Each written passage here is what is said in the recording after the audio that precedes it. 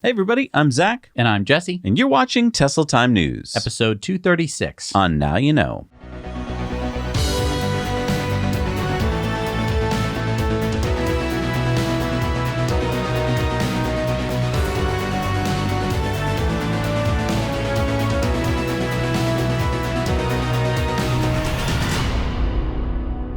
We're brought to you by our amazing Patreon patrons. You can support creating independent news every week by heading over to patreon.com/nowyouknow, and there you'll find some awesome perks. And we're sponsored by BigBattery.com, with the best battery prices in the USA guaranteed. If you've got something you need to power, from homes to cars, RVs to boats, and much more, BigBattery.com has you covered, offering the newest in battery tech.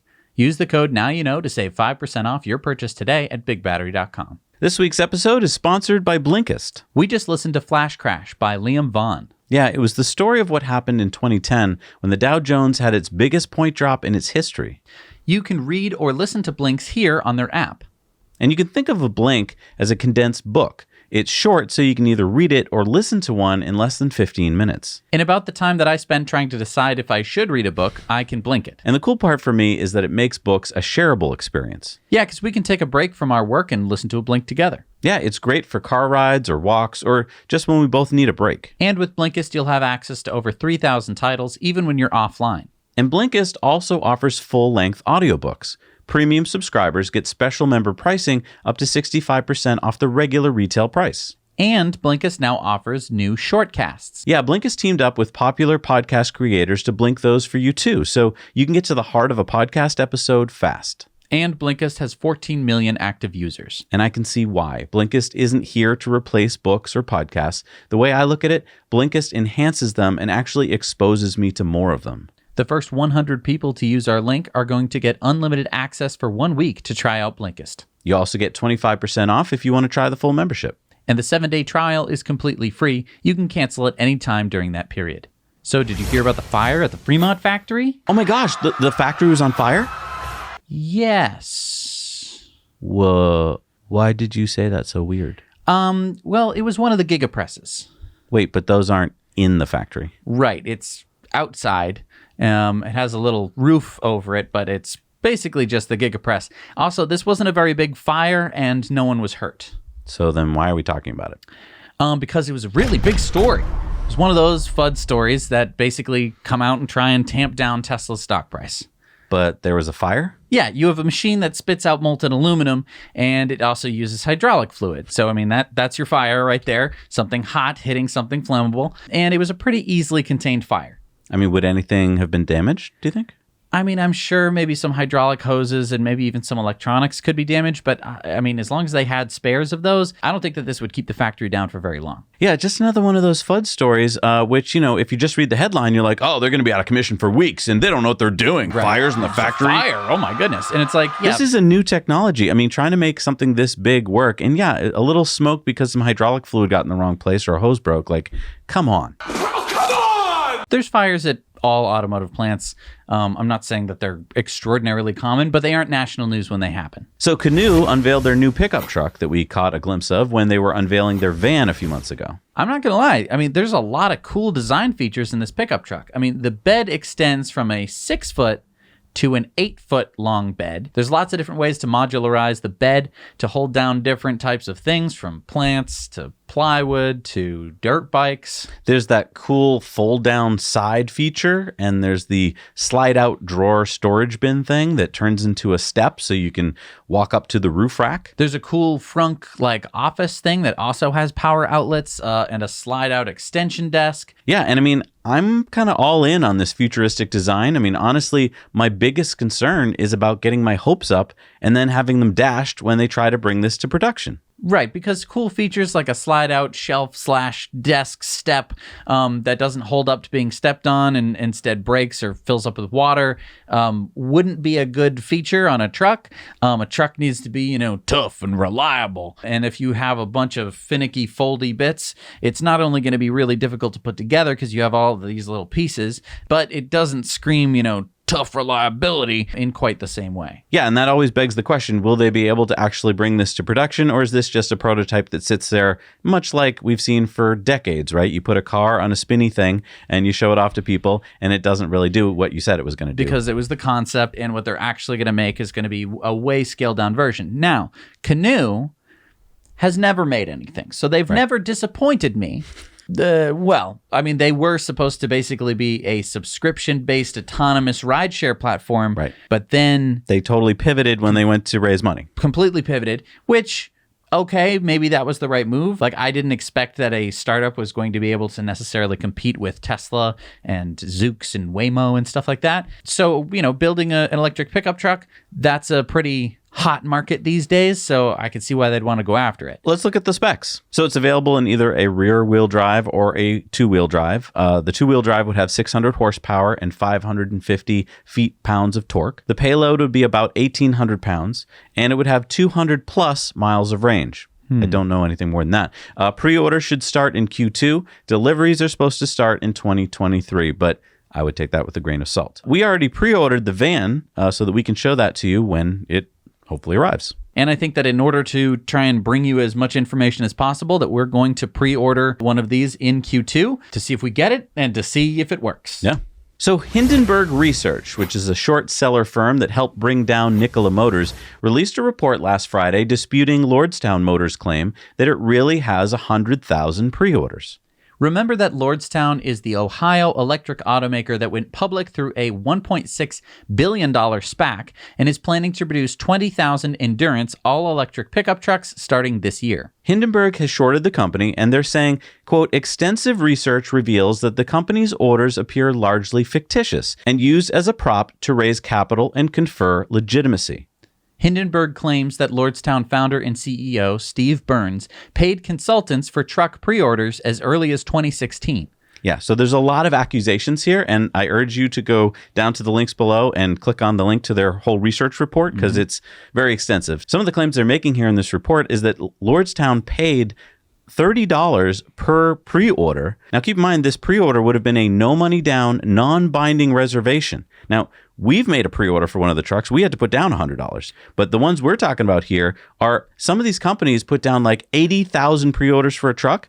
And then, according to Hindenburg, it turned out they weren't really big companies at all. They were a two-person company who couldn't possibly have bought all those trucks. But now, wait a minute. They had to pay $30 per truck, right? No, according to this lawsuit here that Hindenburg dug up, Lordstown paid $30 per reservation to their consultants to get these no money down, non-binding reservations. So basically, you and I reserved a truck for $100. We could have just called them up and said, hey, we're going to reserve 80,000 trucks. We'd like to put nothing down. And then some consultant, whatever consultant we talked to, would get $240,000 for signing us up for trucks that we were never going to buy. Right. So, I mean, if this is true, if this claim by Hindenburg is true, you can imagine how it would go, right? A consultant would call you up and be like, hey, dude, want to put a reservation down on like 1,000 Lordstown trucks? And you'd be like, well, no, that sounds really expensive. Well, actually, I'm getting some money, so I'll just kick it back to you. We'll just go golfing or something. Okay, but I mean, is there any obligation for me to buy these trucks? No. Just say you're going to buy them. It's fine. It's no money down and like no obligation, man. Okay, but like, what is my company going to think? They're going to think you're like going green and you're looking into all these green alternatives, man. At the end, just say like, oh yeah, we decided to do something else. Okay, so golfing, a Thursday? How about Wednesday, noon? Okay, that sounds good. So this is a pretty incendiary report. Yeah, I mean, disclaimer here, Jesse and I do own stock in Lordstown, and Lordstown did say, quote, we will be sharing a full and thorough statement in the coming days, and when we do, we will absolutely be refuting the Hindenburg research report. But you can see that it did have an effect. The stock went down 16% on Friday. So this is another company that's partnered with GM. If you remember, Nikola was partnered with GM. And Hindenburg brought down Nikola, too. Yeah, and so this is eerily similar. I mean, they aren't doing a hydrogen truck. It's fully electric, which is more to the point why we actually pre-ordered this one as opposed to the Nikola Badger. But, I mean, this reads very similar to the Nicholas story. The other really troubling claim in the Hindenburg report is that, according to Hindenburg, Burns was pushed out of Workhorse, the company he was CEO and founder of before, but he was allowed to resign because he couldn't complete projects on time or on budget. Now, that is according to some former employees. So I'm not saying it's true or not, but that's in the report. And that would be troubling if it's true that he's the kind of guy who overpromises and underdelivers. And, I mean, that he got pushed out of Workhorse. I mean, because this kind of would reflect pretty poorly on Workhorse. Had there been a more strong connection, I think that this kind of insulates Workhorse to a certain degree that they pushed him out early. Yeah. Speaking of lying, we reported on the $6 billion 10-year USPS fleet contract awarded to the Oshkosh Corporation on February 23rd by Postmaster General DeJoy, even though Oshkosh only plans to make 10% of the 165,000 vehicle fleet electric. Now there are lawmakers in Washington asking questions and demanding answers. First is Congressman Tim Ryan of Ohio. He's asked the SEC to investigate large trades into Oshkosh the day before the announcement. Look at this chart here of stock trading on February 22nd. A $54.2 million block trade of 524,400 shares of Oshkosh was made late in the day. Ryan said, "It definitely stinks and needs to be looked into at the highest levels. If that is not suspicious, I don't know what is. Somebody clearly knew something." And here to that. We'll be clinking a little bit more because House Subcommittee on Government Relations Chairman Jerry Connolly of Virginia says he wants his panel to look at the Postal Service's decision, saying, "So, you want to replace the second largest fleet in America with fossil fuel-based vehicles? If you project from now until 25 years from now, you'll be the only gas-powered or diesel-powered vehicles on the road." Hear, hear.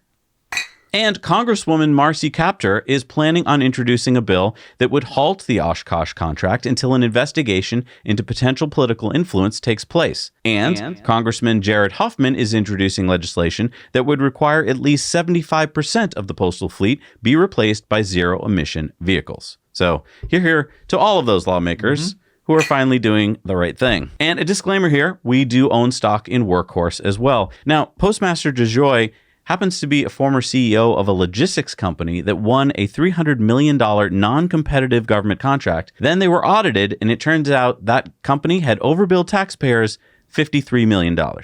So there's lots of stuff coming out about what might have happened. I really don't think Oshkosh is going to get this contract. And I really hope they don't, because they have a terrible plan. Yeah. And I don't like the look of their truck.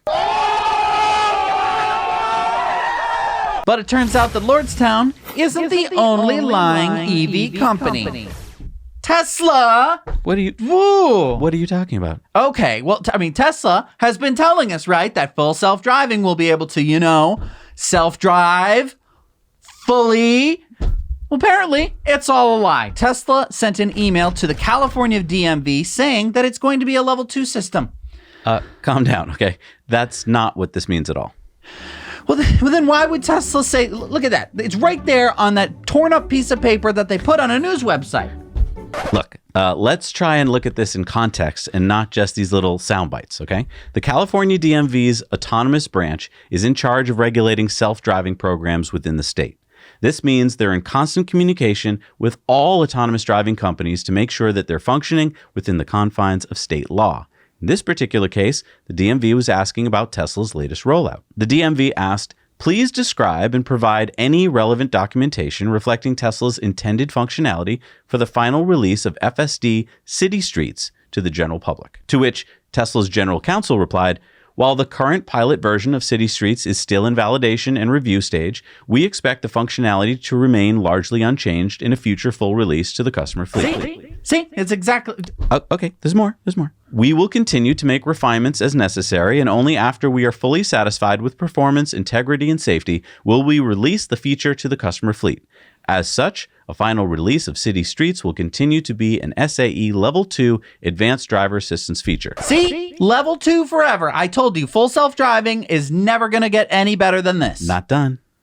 Please note that Tesla's development of true autonomous features, SAE Levels 3+, will follow our iterative process, development, validation, early release, etc., and any such features will not be released to the general public until we have fully validated them and received any required regulatory permits or approvals. Okay, so what we're actually talking about here is not full self-driving in its entirety. It's a smaller program called FSD City Streets. And City Streets is still level 2 because drivers are still expected to take over without warning if the car does something that it's not supposed to do.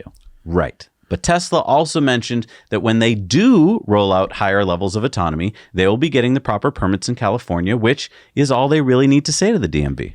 But a headline's got to sell. I mean, it's funny. You think that maybe they just haven't seen the section where Tesla clarifies that they would go beyond level 3. However, they do include it in the article. It's just much lower. It's just paragraphs and paragraphs below. And all they say about it is that it just isn't much to go on. Which is exactly the point. Tesla doesn't have to and shouldn't be sharing information on any autonomous systems that it's not currently seeking approvals for.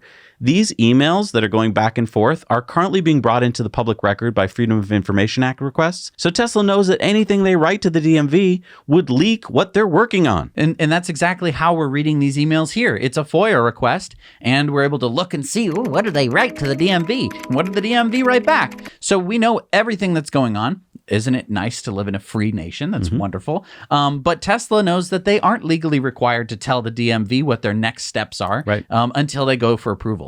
And I just think that this is bad faith reporting, in my opinion, completely burying the facts until deep into the article and then dismissing them as like, well, that's not enough information. It's like, why would it be? Why would you expect that they would say, and well, here, DMV, I just want to know like what you thought about our plan.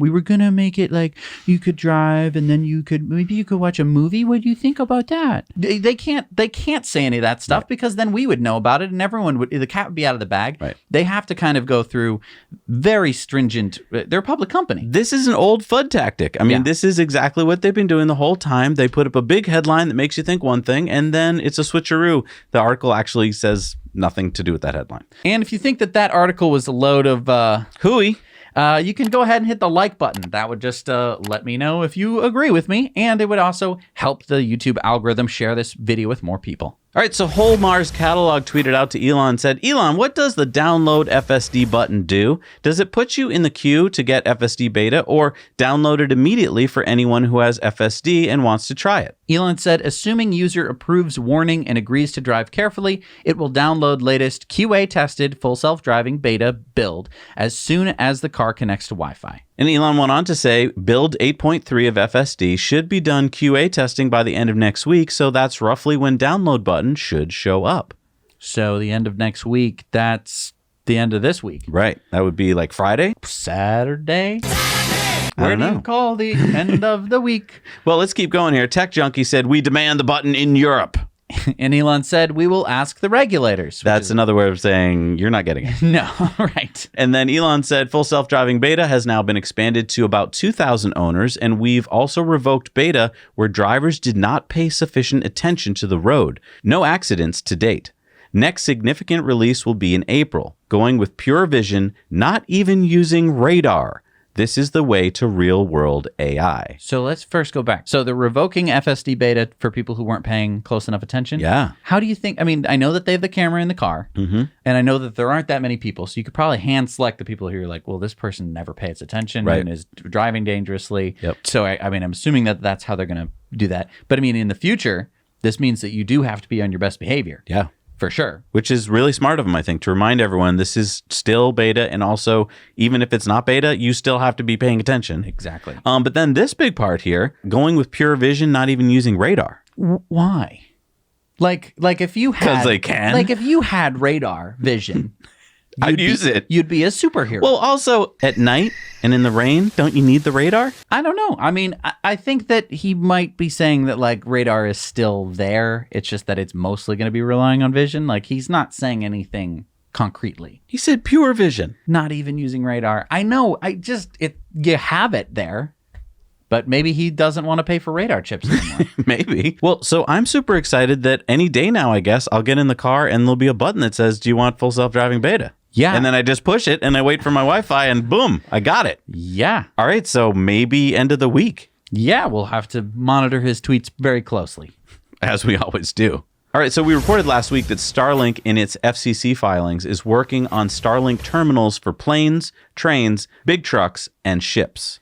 Now Elon has tweeted in response to Michael Sheets. Michael says SpaceX wants to connect more than just homes to Starlink satellite internet. The company submitted an FCC request to begin installing and operating terminals on moving vehicles, from cars and trucks to ships and jets. But then Elon corrected him and said, not connecting Tesla cars to Starlink, as our terminal is much too big. This is for aircraft, ships, large trucks, and RVs. And that's where I want to focus our attention here for a second. The RV part is huge. I did a little research. Did you know that just here in the U.S., there's about 1 million Americans who live in recreational vehicles, full-time? Full-time. Wow. There's about 10 million households that own an RV. That's over 11% of U.S. households. And regularly, over 40 million Americans go RVing, with over 25 million Americans RVing every year. So they're renting RVs? Renting or going in their friends or, yeah. And RV sales are annually $18 billion just here in the U.S. So take a look at this. When you go RVing, now more and more than ever, you probably want to stay connected, right? And you're probably going to places that aren't connected, because you ever look at that map, like the Verizon map, where it shows like a, red United States. But if you look really carefully, there's a lot of the country that's still not covered by cell coverage. Right. And a lot of those places that you might want to travel by RV to aren't covered by any cell coverage whatsoever, which, you might be saying, well, it's all about getting out there into the wilderness. But in the case of an emergency, I think that the wilderness can be damned, and you want to call for help, and you want a helicopter or an ambulance to come get you. I also want to argue that maybe you're RVing, but you want to be able to watch a movie, or you want to be able to play a video game or something. Or you want to keep working. Yeah. I mean, a lot of people, this whole van life thing, where they want to live in an RV, keep traveling all over the world, have a job where they only need to be connected through the internet. They don't need to go into the office every day. And these people have been doing this without any Starlink. They've been having to come up with all sorts of convoluted solutions. Starbucks parking lots. Exactly. And so a Starlink hookup where you can be anywhere in the world is exactly what these people are going to want. Yeah, it could be a huge new market for Tesla. So according to Bloomberg Green, Tesla is building a 100-plus megawatt energy storage project in Angleton, Texas, which is 40 miles south of Houston. The project had been kept under wraps during much of the construction, with the site and equipment being covered up. But one of the installer's hard hat had a Tesla logo on it, and it now appears that Gambit Energy Storage LLC, the project leader, is in fact a subsidiary of Tesla. So special thanks to our buddy Jeff Roberts for getting this awesome drone footage of the project. So Warren Lasher, the senior director of system planning at ERCOT, said that the project should go into operation on June 1st. Okay, so 100 megawatts. How big is that? Well, according to Bloomberg, it's 100 megawatts and could power 20,000 homes. But I did a little digging here. If we go to the Tesla website, this is a Tesla Megapack, and this is 3 megawatt hours of storage. The question is, what is it that we're looking at here? Is it 4 rectangles, or is it these 2 rectangles? My guess is it 1 rectangle. Yeah, I think it's these 2 rectangles, which would make this a 120 megawatt hour project, which means that, again, remember, there's how much you're storing and how much power you can push through at any given time. So it's about a 100 megawatt project. And this gives you some idea of the scale, because we heard last quarter Tesla sold 1,584 megawatt hours of energy storage. Well, so this is about 120 megawatt hours of storage. So, 8% of that. That gives you some clue to the scale that we're talking about. And I think that this is kind of perfect timing, all these blackouts that just happened down in Texas. I think that if people aren't thinking of switching to batteries, they soon will be after all the dust has settled and everyone realizes that, the people with batteries got to keep their lights on. Yeah, I mean, do you know how excited people in this neighborhood are probably over this project? I mean, most times you see, trucks coming into your neighborhood and you're like, no! But here you're probably like, yes! Bring them in! So Tesla has raised the price of its cheapest model, the Model 3 Standard Range Plus, by $500 to $37,490. Yeah, they've been going kind of down with the price. This is the first time in a while we've seen an up pricing on this model. And this is interesting in a couple ways, I think. One, it sends the message to people who are on the fence thinking of buying a Model 3 that they shouldn't just wait expecting the price to keep going down as we've seen recently. And two, I think it might be showing some increase in demand, which is really good news. So according to Electrek, the Tesla Model S Plaid Plus deliveries are being delayed until mid-2022. Hang on, is this an actual delay, or is it just that Tesla sold out of its original production and has now had to push back further orders? Yeah, so Fred over at Electrek is conjecturing that Tesla is seeing too many Plaid Plus orders and has raised the price of Plaid Plus and delayed its release to grab some more Plaid non-Plus orders.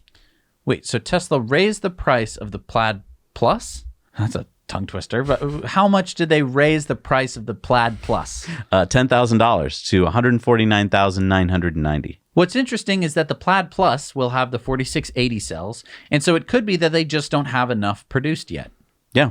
The Model S Plaid Plus will also have the fastest quarter mile of any production car ever. Now, if any of you watching have ordered a Plaid Plus, please let us know, and let us know if your delivery date has been pushed back or if you maintained your delivery date and it's just these new schlubs who are ordering their Plaid Pluses who aren't getting the updated delivery date. Now, there was this tweet of an article from Teslarati, which was Tesla Model S Plaid builds spotted ready to leave Fremont factory, deliveries imminent. Elon said, still many fine details to address, but the final product will be fantastic. There's nothing else even close. Right. So we're in this weird period where they released / unveiled the Plaid, and no one has it yet. No one has the Plaid Model S. We've seen some pictures, both with round steering wheels, with the yoke, but no one actually has one. No customers. That we know of. But if you have one, yeah, just let us know. We won't tell anybody who you are if you don't want to be known, and but we would want to see some pictures. Yeah. That would be nice. So take a look at this tweet here from Mick Tesla. Can I plug my tiny house into the Cybertruck to power it? Elon said yes, which is super exciting. Yeah, and if you want more super exciting news about Cybertruck, we are sponsored by the Cybertruck Owners Club. So there you'll find a crowdsourced reservation tracker that you can update and find your place in line. And you can check out their website for more Cybertruck news, discussions, and community for Cybertruck enthusiasts and future owners. And the 3D configurator, allowing you to visualize the Cybertruck in any color, wrap, and logo, both on screen and in augmented reality. So Alpha Motors has unveiled their new electric pickup truck, the Electric Wolf. I remember Alpha Motors. We reported on the Alpha Ace Coupe, but I remember we weren't that excited because it was just like a CGI rendering. Right. Well, the Electric Wolf is also just a CGI rendering. No, it's right there. It's a truck. Well, no, it's a computer modeled version of a truck, but it's not a physical truck. That's all CGI. Really? Yeah, it's graphics getting pretty good, huh? Yeah. Yeah. I would have sworn that was a truck. Wow. All right. So it's fake, but what are the specs? Oh, well, the specs, I'm glad you asked. The 2-passenger, it has a range of 250 to 275 plus miles, dual motor 4-wheel drive, single motor front-wheel drive, 0 to 60 in 6.2 seconds, towing capacity of 3,000 pounds, that's 1,300 kilograms. The price is $36,000 before incentives. Wow. That's great for a fake truck. So, the specs, which I'm sorry, I can't take seriously because I've only seen CGI images from this company. It's easy to build a truck. The hard part is making the computer model. The rest just happens. So the weird part is that I would expect better stats. I would expect the stats to just be amazing. I think what you do is you water down the stats a little bit, right, so it seems more realistic. But the price is going to be... That's how you get them. The price is going to be something that you're going to hold off on. Yeah. I'm really worried about this Alpha Motors company because I have not seen a human that represents this company. I have only seen CGI. Yep. I would like to have... How about if they gave you a CGI human? Would that be okay? No, that would be so much worse. Ugh, no. Yeah, I just want there to be some people. Okay. I want there to be some... It doesn't even have to be a completed truck or car. It could just be the platform. I would like a prototype. I would like a prototype, but I mean, I just want to see people welding together a frame with tires on it. At this point, would be the thing that I would like to see. Maybe some battery packs. I don't know. Yeah, there's a lot of questions. It's looking a little nickel-y, and I'm just worried about it, and I don't want everyone to get super excited about it. I think you should be worried about it. Okay. Yeah. So just, they have their, investor page on their website, and I'm just like, no, thank you. All right, so Arcimoto just released a new video of their Roadster prototype. Well, that was fast. I mean, we saw like a proof of concept mock-up like only a few weeks ago. Well, yeah. I mean, there's not much to change. I mean, you take an Arcimoto, right, and you lop off the top. I mean, they freshened up some of the other bits of it. I mean, the interesting thing is that there's already a market for the Roadster version of this, which is interesting. True. Because you have the Spider 3-wheeled vehicles. Mm-hmm. But, I mean, the Arcimoto that I want needs to have doors. Full doors all the way up. I want I want full doors. Oh, and the original Arcimoto, you want the doors on the side. Yeah, I don't want this Roadster version. I know that some people want it, but I really want a full enclosure. I think that's because we're from a cold climate. Yes. Or at least half the year. And I know that there's some people who ride motorcycles, and there's no enclosure on motorcycles either. So I know that there's a market for this Roadster thing. Definitely. It's just not for me. Now, my big question is, will this version ever have the tilting technology that Arcimoto acquired recently? Because I think that that would be kind of an exciting way to offer a little bit more safety for motorcyclists while offering a lot more excitement. Yeah. So the Boring Company and the Las Vegas Convention Center were preparing to show off their new 1-mile tunnel connecting the Las Vegas Convention Center campus during the CES convention this year. But with COVID, that convention became virtual. But I think it's important to report that the Boring Company, in their first ever commercial project, completed the tunnels and stations on time. And thanks to Drive Tesla Canada, we have photos of the finished tunnels and stations. It's cool to see the cutter head, the Godot cutter head on display. I think that that's really neat. It reminds me of like millstones, you know, that just people leave at the end of the driveways or whatever. Yeah. Remember, Tesla will be driving passengers back and forth through these tunnels. And we can't wait to see if and when they will be fully autonomous, because I believe they will be autonomous. I just don't know if like the first few months they will be, or if they're going to have to put in like safety drivers and people to make sure that you're not like drinking and throwing things around the car. But I mean, I don't want to drive down that tunnel with my hands. No, I meant there'd be like a driver supplied by Tesla. To do what? To drive down the tunnel. I don't want anyone driving down the tunnel besides a computer. Are you kidding me? No, that's a good point. That's one of that. I mean, that to me, that's a narrow tunnel. You're right. That's like the Death Star trench run, where so you need the Force. You either need the Force or you need to have your targeting computer. Like, I don't think that there's any way that you could do without it. Maybe they should put R2-D2 on the back of each Tesla. Disney integration? What do you think? Anyway, thanks to @GasOff2 for taking these photos. So, Jesse, have you heard of GM's new battery cell? Yep, the Ultium battery. No. GM showed off their upcoming next-generation cell chemistry last Thursday. GM also announced a new venture with Solid Energy Systems, the maker of the new lithium metal cells. Now, this joint venture will begin building a manufacturing prototyping line to be built in Woburn, Mass., just up the road from the MIT spin-off battery company's headquarters, with the aim to have a high-capacity pre-production battery by 2023. Well, this certainly sounds more legit than some of the other companies that GM decides to work with. But what are these next generation batteries going to do? What won't they do? They're going to have high energy density, charge to 80% in 15 minutes, not catch on fire, optimized by AI, and they'll be cheap. So all the things that all battery companies always claim.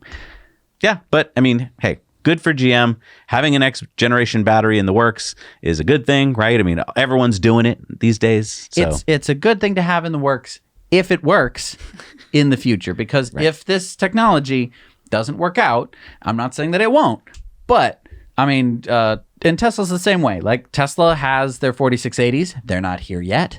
It's definitely the next generation battery. But yeah, it's good that GM has something out there that they're going to say, well, in the future, we're going to move to something better. Great. That's good. Now, I want to talk about electric scooters. We don't cover them much here on TTN.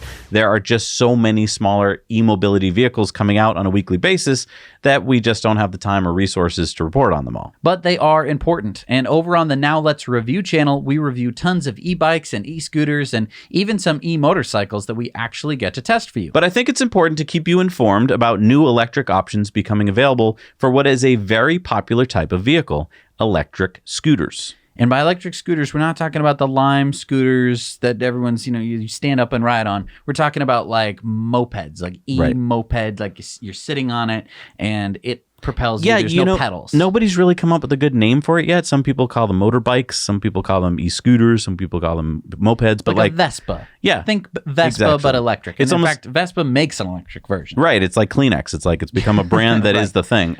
And what I mean is, in Malaysia, there are about 6 million motorbikes. Thailand, there are almost 20 million motorbikes. Vietnam, 45 million. Indonesia, 80 million. In these countries, 85 to 87% of households own motorbikes. Now, in Europe and the US, these numbers are far lower, but they are still popular. In Italy, for example, 26% of households own a motorbike. And there are about 1 million registered motorbikes in the EU and over 8 million in the United States. Now, obviously, there's a difference between a motorcycle and a scooter, but I think the lines are getting blurred here with the introduction of electric powertrains. And what I mean is, I think in the past, if you really wanted a motorcycle, you needed to get a motorcycle because that had a big enough engine. With an electric motor, though, now you get instant torque. So I think a lot of people are like, why do I even need that motorcycle? I just need to get across town. I could use what typically was a Vespa, but is now an electric Vespa. Yeah, it used to be that in order to get torque, you needed the big engine, and the big engine would allow you to go very fast. But with an electric motor, you can, first of all, electronically limit the speed to whatever your local regulations might be to make everybody happy. But also with the instant torque, you're not going like across an intersection. You can just swiftly right across. There's no lag from throttle. There's no getting up into the power band or anything like that. It's just you're zipping off and away. So let's talk about an important market for motorbikes, India. India has 37 million motorcycles and mopeds. Indian governments are working on banning gas-powered motorcycles and scooters because the air pollution caused by these engines is so severe. The good news is that electric scooters are coming. Ola Electric was spun off from India's Ola Cab Company in 2019 and has now unveiled their electric scooter, which was originally developed by the Dutch startup Etergo. Ola then acquired Etergo, the startup, when they struggled to raise enough funding to launch the scooter. So now Ola has announced they will be building a mega factory to produce 2 million scooters per year when the factory opens later this summer and 10 million scooters per year in 2022. That will be a scooter every 2 seconds. That's what they claim. You get a scooter, and you get a scooter. Now, we don't have too many specs on this scooter yet, just the speed and the range. So top speed of 100 kilometers an hour, which is 62 miles an hour, not bad, and a range of 100 kilometers an hour, or 62 miles an hour. So easy to remember. You can go for 1 hour at top speed. I mean, I would say this is perfect for cities. Like, totally. Perfect for India. Yeah, 62 miles is the range of my Leaf. Mm-hmm. And it's not perfect for all trips, but it's good for most trips. Now, if this is like the original design that I saw from Etergo, these should have those removable banana clips of batteries, so you should be able to like bring them into your house or your office and charge them, so your range can go even further. All right, it's time for a new segment on Tesla Time News, the Starman Report with Eli Burton. Hi, guys. I'm Eli, and I'm honored to have this segment on Tesla Time News, where I will bring you the most exciting news in space. So just over a week ago, SpaceX conducted a test flight of the SN10 that took off and landed, and ultimately it went to Valhalla just a few minutes after touchdown.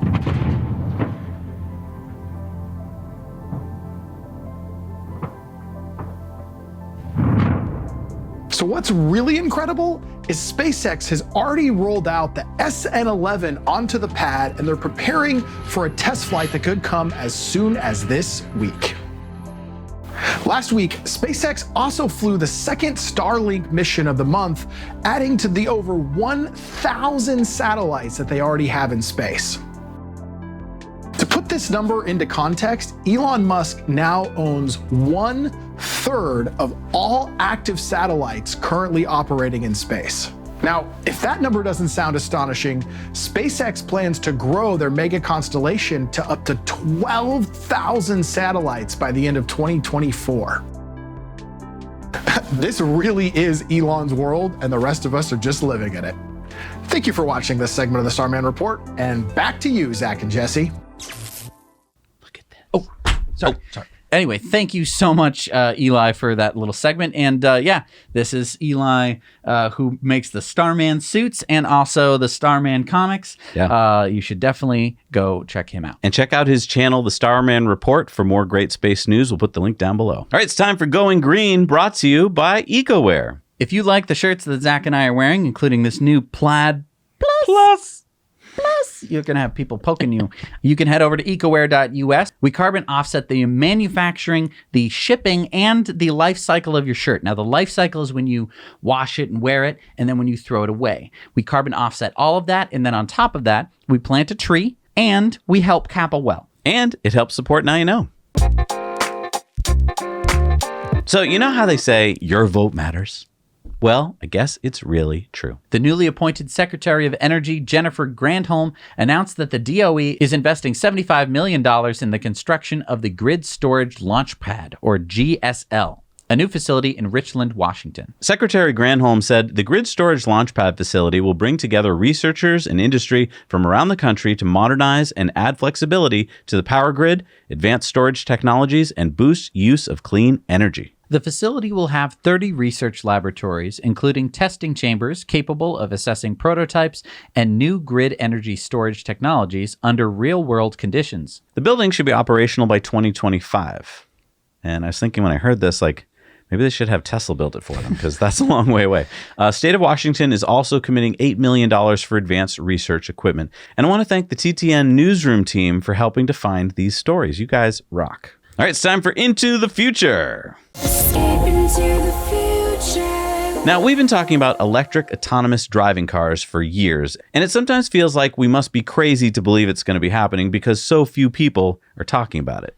But I guess we're not alone. Senator Dave Min has introduced a bill sponsored by the Union of Concerned Scientists to the California State Legislature. Senate Bill 500 would require all autonomous vehicles to also be zero emissions by 2025. Senator Min said, California has set important standards to aggressively address our climate crisis. My SB 500 aligns with these ambitions and takes a critical first step in requiring autonomous vehicles to be zero emission before they are put to widespread use. Now, wait a second. Waymos are currently using hybrid Chrysler Pacificas.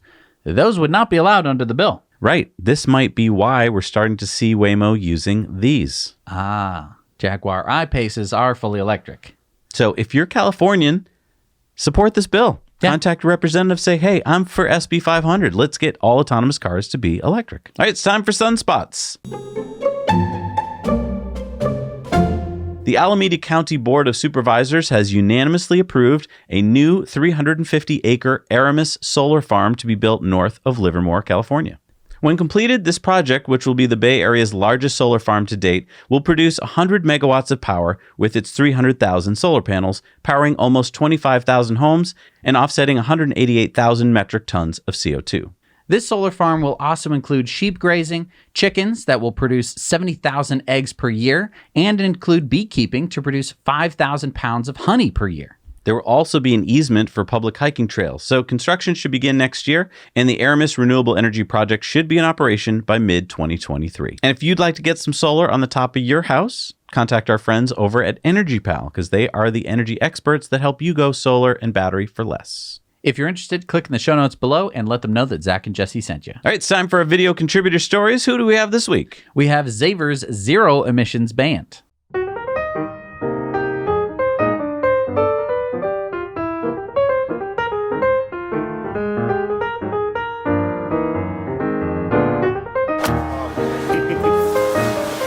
Schlagzeuger, den Henrik. Eddie, der Bassist, den sehen wir jetzt aber nicht, weil der filmt gerade. Yeah. Da haben wir eine Sängerin.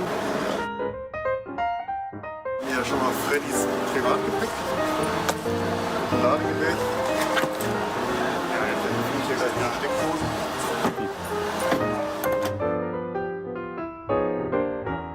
Eine Akustikgitarre.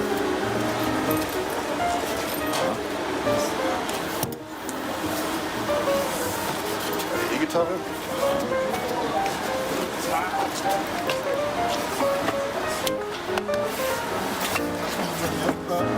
Keyboard.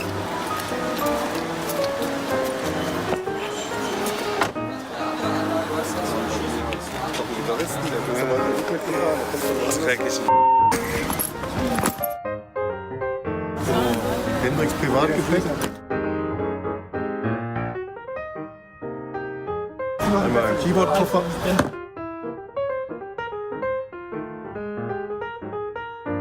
Eine Tasche. Ein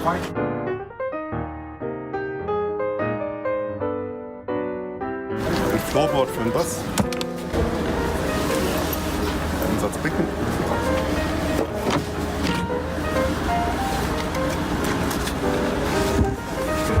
Ein Schlagzeug.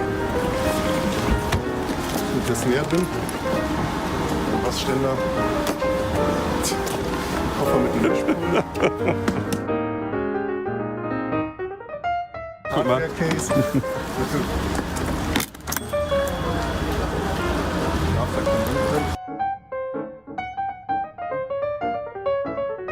Und ein was.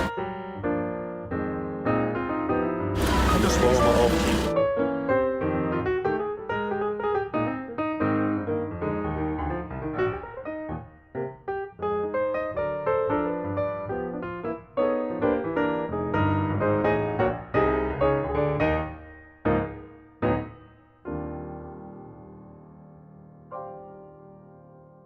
So yeah, he fits a 4-piece band in his Model 3.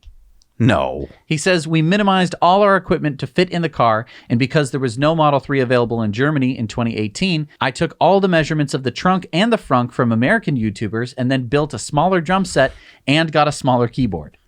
That's awesome. So a lot of long-term planning that went into this project. And thank you so much, Xaver. And you should definitely go check out his band. We'll put a link down to one of his videos below. That's awesome. All right, it's time for a Patreon bonus stories, and we're going to go for a ride with Lucid and hear about how Tesla may have saved a sailor's life. If you'd like to hear those stories and more, head on over to patreon.com/nowyouknow, and you can support us for as little as $1 a month.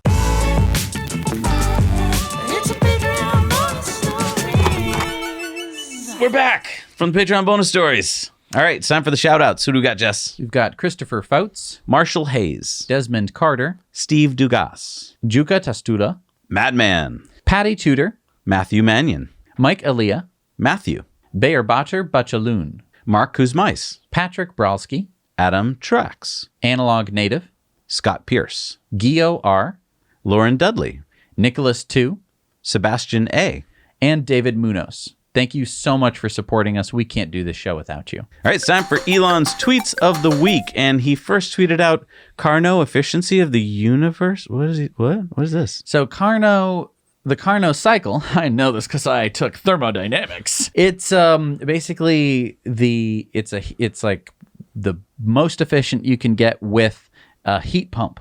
So if you want to heat or cool something, you use what's known as a heat pump. So is that what he's thinking about right now? I think that he's thinking about heat pumps, because if he's doing any engineering work with heat pumps, then you need to do thermodynamics, and Carnot comes into the equation. Holmar's catalog said back in the day, people used to ride horses and they would crap everywhere. Elon said, haha, true, yet still so much dignity ascribed to horses. You're right, for an animal that, well, poops. And when you had them in large numbers in cities, pooped everywhere. And I think this is kind of what we're seeing with gasoline-powered cars. They're going like, they're so powerful and loud. And it's like, that's not powerful at all. Then Elon tweeted out Starbase, Texas, and a beautiful picture of his son. And then Holmar's catalog said, people, we joke about how small Waymo's geofence was, then actually went to Chandler and realized that they don't even go everywhere in the geofence. See the blue areas? That's the only place that they can come pick you up. It's a total joke, and you're a moron if you don't get it. And Elon said, blank it till you make it. And then Cyberpunk 2077 tweeted out that they're going to be fixing their program with some patches, and Elon said, Delmain AI cabs should be able to drive themselves when you're in them and be electric by 2077. And then Holmar's catalog said, just testing Tesla Autopilot full self-driving beta in the rain again. Elon said, like Cyberpunk game, but with self-driving. Haha. Austin Barnard said, just prior to SN11 being placed onto the launch mount, SpaceX employees lowered down each and every landing leg, testing them, so unlike during the SN10 flight, they will hopefully deploy properly this time. Elon said SN10 engine was low on thrust due probably to partial helium ingestion from fuel header tank. Impact of 10 meters per second crushed the legs and part of the skirt. Multiple fixes in work for SN11. 10 meters per second is fast. Then Chris B said, this is a tricky one given that I believe said helium pressurization was added to the CH4 header tank to mitigate what happened with SN8. And then Elon said, fair point. If autogeneous pressurization had been used, methane bubbles would most likely have reverted to liquid. Helium and header was used to prevent Ulage collapse from slosh, which happened in prior flight. My fault for approving. Sounded good at the time. Oh, Elon, I could have told you that. Yeah, it's only rocket science. Then Toby Lee said, has the SpaceX team concluded with a better landing leg design for Starship? Elon said, might just catch the ship with the launch tower, same as booster. Then Everyday Astronaut said, Starship's belly flop terminal velocity is already only like 75 meters per second. What if remove the 30 tons of landing prop, add 10 more tons of flaps, get that down to like 50 meters per second, and just use the world's largest and most ridiculous net? Elon said, yeah, we talked about that internally. Could just have it land on a big net or a bouncy castle. Lacks dignity, but would work. But optimized landing propellant is only about 5% of dry mass, so it's not a game changer. Bouncy castle. Bouncy castle. I mean, they do it with stunt performers. Can you imagine if it's like, all right, everyone coming in for landing, please put aside your drinks. We're about to boing. Well, it would actually be more of like a whoopee cushion. Okay. Pranay said, are you guys chilling on the top of High Bay, which is soon to be a SpaceX bar? Elon said, I was just up there, elevator on the other side. Floor is in, glass coming soon. Oh, man. So that's the high bar. Holmar's catalog quoted Herbert Diess, the VW CEO, who said, you won't see any hydrogen usage in cars. The idea of a big market for vehicles powered by hydrogen fuel cells is very optimistic. Not even in 10 years because the physics behind it are so unreasonable. And Elon said, fuel cells should be called fool cells. Such a silly choice for cars. Not great even for rocket upper stage, in my opinion, but at least not absurd. So we have two of the world's most valuable car company CEOs both denouncing hydrogen when there are other car company CEOs who are like, hydrogen's the new gasoline because it's pretty close to gasoline. Yeah, I think this is showing maybe the mutual respect that Elon and Diess have for each other. Yeah. So Pranay tweeted this chart to Elon, and Elon said, if 2021 manifest is met, SpaceX will do about 75% of total Earth payload to orbit with Falcon. A single Starship is designed to do in a day what all rockets on Earth currently do in a year. Even so, about 1,000 Starships will take about 20 years to build a self-sustaining city on Mars. We'll get to it. Seamus Plug said, I'm beginning to think there's more than one Elon. And then Elon tweeted, at bored Elon Musk. Now, I thought that was just another funny Twitter account. Is that him? It said that it's a parody account, but if you were bored Elon, wouldn't you put it on a Twitter parody account? Yeah. Then Draper Younce tweeted, here's my interview. So thankful to be alive. Thank you, Elon. Your car was a huge part in saving my life. Gotta make all cars bulletproof or gotta get me a Cybertruck. And Elon said, Wow. if you want to check out more about this story, we're going to talk about it over on the Patreon bonus stories. It's a doozy, folks, so get strapped in for that. Trevor said, fireworks at the SpaceX Boca Chica build site, the good kind. And Elon said, celebrating a year of great work by the SpaceX team. And then Eric X said, the new large upper windows as seen in recent Dear Moon renders located on the activity deck. Question is if they still plan on using transparent metal? Elon said, transparent aluminum, Elon, might be cool. Really? That's a thing?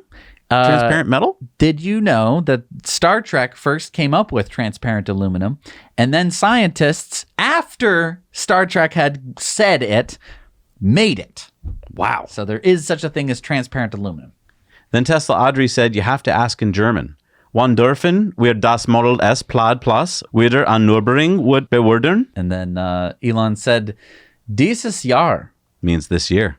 So the question is, will Plaid Plus Model S go to Nürburgring this year to drive on the racetrack? Yeah, and it will. And it will go this year. Jack said, I'm curious about that green flame, and Elon said, green flame in this context means engine is burning internal components made of copper. This is usually followed by a RUD, or rapid unscheduled disassembly. And the fairing said, what is made of copper mainly? And Elon said, quarks and leptons. Because he didn't ask the question correctly, and so he told him what copper the element is made out of, which he's correct. It's quarks and leptons. All right, so what was our Patreon poll this week? And by the way, if you'd like to go enter that poll, it's on our Patreon for the $2 perk level. So please go join us there, help support the show, and answer the poll. What do we got? We got, what do you think of the Canoo pickup truck? And I had a lot of different responses available. But break it down for us. Yes. So the most popular response was, my heart's already set on a different truck. I wonder which one that is.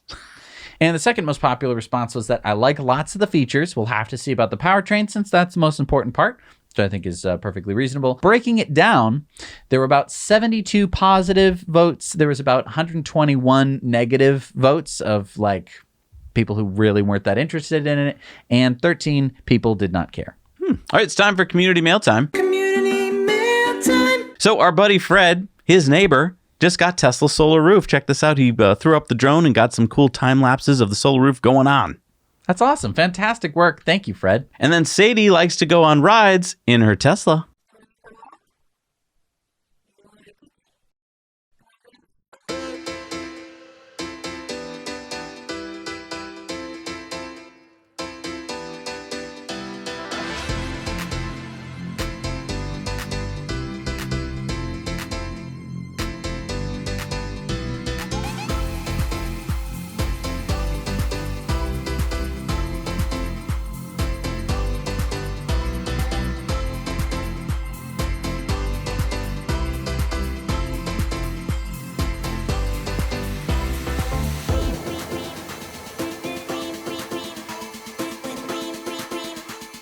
Thank you, Joseph, for sharing that video. And then Eric wrote to us to share that living in Sonoma County, California, his family has had to evacuate 3 out of the last 4 years due to wildfires. Almost 6,000 homes have been lost in Sonoma County just since 2017. Now, Eric has Tesla Powerwalls and a 22-panel solar system, and look at how often his Powerwalls have kicked in to keep his home from losing power. 223.5 hours of backup, over 40 different blackout events. Wow. Then our buddy Greg shared with us this notice from NHTSA. It says, don't park your Kia in your garage because it could explode. Wow. So I guess this is the Kia Niro EV? No. This is not an electric vehicle. This is a warning for the 2017 through 2021 Kia Sportage and the Cadenza models. Those are ICE cars. Wait, what? Yeah, Kia issued a safety recall for almost 400,000 cars, saying until these recalled vehicles have been repaired, the safest place to park them is outside and away from homes and other structures. The electrical circuit in the hydraulic electric control unit in these vehicles may short circuit, which could cause a fire in the engine compartment. And you don't hear much about this on the news, do you?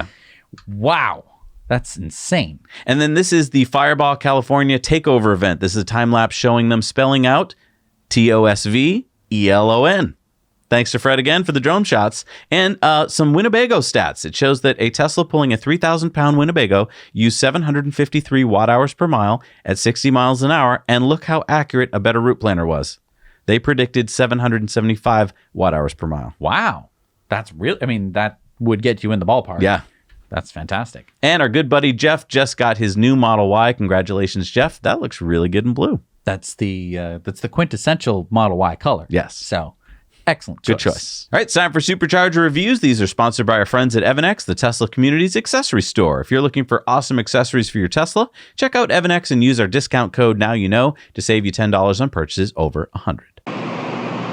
Hey, Zach and Jesse, this is Christopher in San Juan, Puerto Rico. So down here, after watching your show for quite a while, decided to buy a Tesla as I was moving to Puerto Rico and thought it was the environmental thing to do. Unfortunately, Puerto Rico has one charging station. It has 2 ports on either side, so we can charge 2 vehicles at a time. It's usually pretty open, so not too bad. Tesla is adding a new station in Aguadillo on the other side of the island, so that'll be nice to at least get about halfway around the island. The area here, there's some shops in San Patricio Plaza, so like Bed Bath & Beyond, PetSmart, Office Depot, and a couple other restaurants that are listed here behind me. That's it. Now you know. See, this is Holger from Austria again. I'm here in Asten at the first V3 Supercharger in Austria. This Supercharger has 12 stalls, and there are a lot of amenities around here. It's near the highway. You can eat pizza and kebab, and there are a lot of shops. You can go for Asian food and for burgers. So I think this is very convenient, and I rated a 8 out of 10. So now you know. Ciao. Hello, second Jesse. This is Holger from Austria again. I'm here at the Westdorf Supercharger. This Supercharger is located near Wine and Golf Resort quite far from the highway, 5 or 9 kilometers. It has 6 stalls. I give it a 6 out of 10. Now you know. Hey Jesse, this is Tom and Paula. We are at Junction, Texas, and we have a 8-stall charger. And this is off the I-10, going west and east. And we just coming back from our trip to Boca Chica. We saw the SN9. We happened to be there on a day where they actually let us in and take pictures. And we stayed in South Padre Island. We were actually going to do a Supercharger review there, but somehow we did not hit the record button and we didn't know it. So we're doing this one. And this is actually a pretty nice charger. You got a barbecue. It's called Cooper's Barbecue on the other side of this gas station. It's a really good barbecue. You get your money's worth. And now we're just on our way home. and we went to see the Gigafactory. Oh yeah, actually we stopped in Austin too to see the Gigafactory, but they wouldn't let us take pictures or get anywhere near it. So we could get right up to the SN9 rocket, but we couldn't get into the Gigafactory. Yeah. But anyways, that's it, man. Now you know. Hello, Zach and Jesse at the Panama City Beach Supercharger version 3. Pretty new, just a few months old. Absolutely beautiful sunset we got behind us. And a beautiful Model Y performance. And I want to give this one a rating of probably 8 out of 10 because it's close to several restaurants and a busy bee, which is popular in Florida.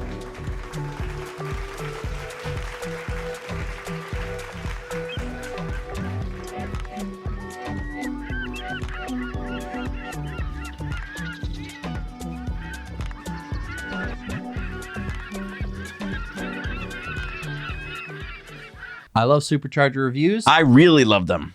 I really, really love them. I'm so glad that we started this thing. We made this map that you can find over on our website, nowyouknowchannel.com. And yeah, you can put up your own reviews. And actually, there's one new review we didn't do this week. Someplace you might not expect. Take it away, Thanos. Hello, Zach and Jesse. This is Thanos reporting from Greece. As you may already know, Tesla has opened their first supercharger in Athens, Greece. Evangelos is at the spot for a proper presentation. Hello, Zach and Jesse. My name is Evangelos.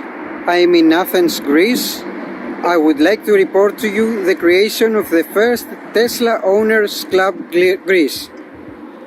Behind me, I am in Athens, and behind me there are 6 stalls with the first supercharger in Athens.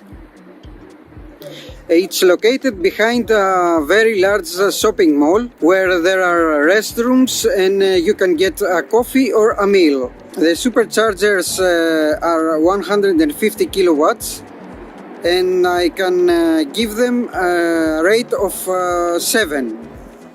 The station is located at the back of one of the biggest shopping malls in Athens, Golden Hall.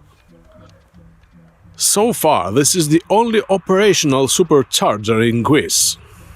However, Tesla has announced 4 more supercharger locations in Greece for this year. Given the chance, I would like to let you know of the Greek EV community's efforts. Our online EV community already has around 5,000 members. We have also started a Tesla fans community, as well as a proper Tesla owners user group. The Tesla user group is now in the process of official recognition by Tesla themselves. We're also doing our best to keep charging platforms such as PlugShare as updated as possible. Keep up the good work, Zach and Jesse, and spread the word. Now you know. Wait, that's the first supercharger in Greece. And thank you. We got it reviewed. as soon as it opened. That's so awesome. I love to see new countries getting their superchargers. That's great. And if you're in Greece and you're interested in Teslas at all, it'd be weird if you were watching this show and you weren't. Head over to the Electric Car Greece Facebook page. We'll put the link down in the description below. All right, it's time for new superchargers. What do we got this week? We got the 4-stall version 3 in Ada Sud, Italy. We got the 4-stall version 3 in Ada Nord, Italy. The 8-stall version 3 at State College, Pennsylvania. The 12-stall version 3 in Draper, Utah, which, by the way, we just got reviewed on the website. Nice. And the 12-stall version 3 in Merced, California. Nice. All version 3s this week. Yes. And a correction, in our last TTN, in our story about the Colonial gasoline pipeline, we mistakenly said that gasoline is heavier than water. It is not. It is lighter than water. Gasoline still migrates down to the water table, and it still contaminates it. But thank you to those of our carefully watching viewers who corrected us. All right, it's time for the Patreon giveaway. And if you want to get into this big barrel of fun, just head on over to Patreon and join us there. The more you support us, the more times we put you in the bucket. Who's our winner this week, Jess? 2 winners. No, just one. Michael Haggard. And you're going to be winning a $30 gift card from EcoWare. So you can go there and pick out any shirt or design that you want. Maybe a hat, maybe a pillow. You can get a pillow for the back of your car. Yeah, you can get It's got a nice little thing, and then when people peek in your car. cell phone thing, or whatever you want. We got lots of stuff. And everything will still be designed with solar energy and completely carbon offset. And if you buy a tee, we plant a tree. Actually, if you buy anything on EcoWare, we plant a tree. Right. We also help cap a well. And we're working with the Well Done Foundation. They cap wells in Montana. There's just holes in the ground that we drilled, and gas is escaping. But it's not their fault. It's not their problem. Let someone else cap it, like us and Well Done Foundation. Yes. But anyway, you're going to be helping doing that as well. So we hope that with each purchase, you're going to not only be carbon offsetting, we're already getting to 0, and then we're going to go a little bit above that because why not? Yeah, there's so many cool designs on there too. I mean, go check it out. We're constantly You're going to find something new you designs. like. I mean, this design. this is brand new. No one has the plus. No one has but the Plaid us. Plus. No one has the plus but us. There you go. So thank you so much for watching this episode of Tesla Time News. If you want to, hit the like button because you made it to the end of the video. Leave a comment. It's good for that YouTube engagement, which I hate having to talk about, but it really actually helps the video. Right. It's more people see it, and I just feel like the more people that see this stuff, the more people that are educated about Tesla and electric vehicles and sustainability, the better the world is going to be. Just say hey. Just say howdy. And that's all I have to say. You can say whatever you want. Yeah. Well, that's not true. You can say something nice. Something nice. Yeah. You can wish us a happy Pi Day, because when we recorded this, it was March 14th, which is Pi Day. Wow. And we hadn't seen the Grammys yet. And we won't, because we don't care about the Grammys. But thank you so much for watching. We'll see you next week. Now you know.